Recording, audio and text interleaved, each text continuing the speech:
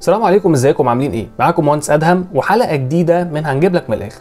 النهارده هجيب لكم الاخر في موقع حلو قوي ولذيذ بنستخدمه عشان نعمل بيه البوكسات بطريقه سهله وبسيطه وباسرع وقت ممكن.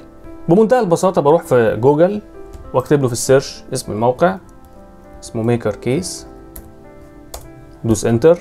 بفتح الموقع بالشكل ده، بيطلع لي بقى اختيارات كتير، يا اما البيزك بوكس اللي هو البوكس العادي، يا اما البوليجون بيبقى اكتر من 4 اضلاع، يا اما البنت بوكس اللي هو بيكون فيه انحناء، يا اما الديفايدر بوكس اللي هو بعمل بوكس وبقسمه لسيكشنز من جوه بالشكل ده.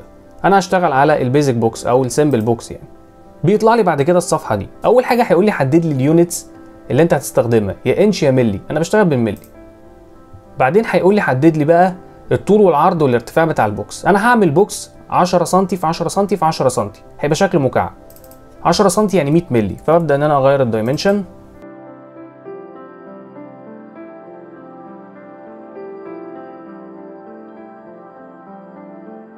بعدين هيقول لي انت الدايمنشنز اللي حطيتها دي من جوه ولا من بره، انسايد ولا اوتسايد.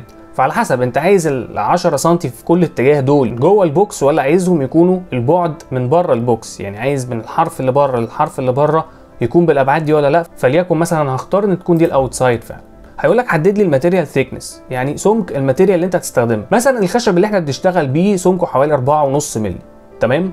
مبدئيا انت ممكن تستخدم اللي موجود عنده الستاندرد في الليسته دي، هتلاقي عندك 3 مللي، 6، 9، 12، واقصى حاجه فيه بيشتغل لغايه 12 لو كستاندرد، او تحط له الكاستم ثيكنس لو انت عندك بقى حاجه مقاسها مختلف عن الستاندرد الموجود. يعني نقول مثلا الماتيريال ثيكنس عندنا 4.5 مللي، تمام، فاقول 4.5 مللي. اوكي. طيب انت عايز البوكس ده يكون اوبن ولا كلوزد، مفتوح ولا مقفول؟ انا مثلا هختار البوكس ده يكون مفتوح، فهاجي ابص كده الاقي ان هو مفتوح. هنا يبان معايا بقى في حته المقاس اللي هو الانسايد ولا اوتسايد اللي انا كنت بقول عليه.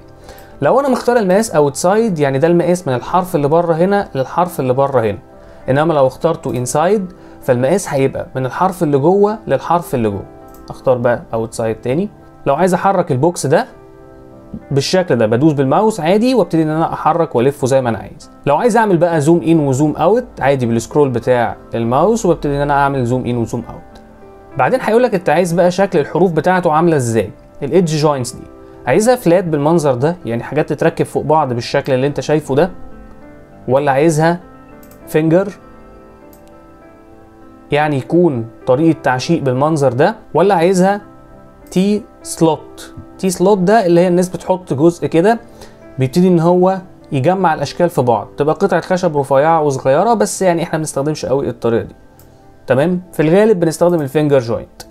الفينجر جوينت دي طريقه سهله جدا وبتوفر عليك في الوقت. لو انت عايز تعمل بقى الرسمه دي على الاوتوكاد بتاخد منك وقت طويل عشان تقدر تظبطها. بتختار كمان انت عايز الفينجر جوينتس دي يبقى شكلها عامل ازاي عن طريق الفينجر سايز اللي هنا. تقدر انك تاخد الجزء ده تسحبه بالشكل ده وتزود بقى الفينجر جوينتس او تقلل وتغير السايز بتاعها زي ما انت عايز. وليكن مثلا انا عاجبني ان يكون شكلها عامل كده، خلاص يبقى انا اخترت شكل الفينجر جوينتس بالمنظر ده، وبكده انا عملت البوكس بتاعي باسهل واسرع طريقه.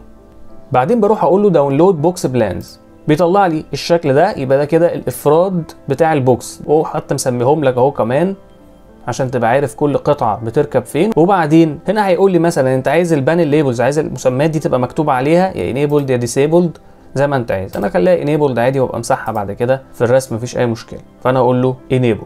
وبعدين بيديني كذا صيغه اقدر اعمل بيها داونلود للملف بتاعي. ممكن اعمله داونلود بصيغه SVG او DXF. احنا الشغل بتاعنا كله زي ما اتفقنا بيكون بصيغه DXF. بروح اقول له داونلود DXF، يبدا يعمل داونلود، وكده عمل داونلود.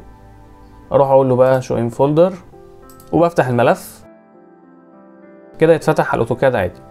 اروح اقول له اوبن. كده بقى الفايل فتح على الاوتوكاد بصيغه DXF زي ما انتم شايفين بمنتهى البساطه اهو. وعادي ممكن ان انا بعمل سيلكت على كل التكست اللي جوه عادي، واقدر ان انا اعمل لها ديليت بمنتهى البساطه. بس كده دي يعني كبسوله في السريع فيها خلاصه جزئيه مهمه هتحتاجوها في الشغل بعد كده. يا رب يكون الفيديو كان خفيف وسهل. شكرا لمتابعتكم، تابعونا دايما في هنجيب لك من الاخر. كان معكم مهندس ادهم، شكرا ليكم، سلام عليكم.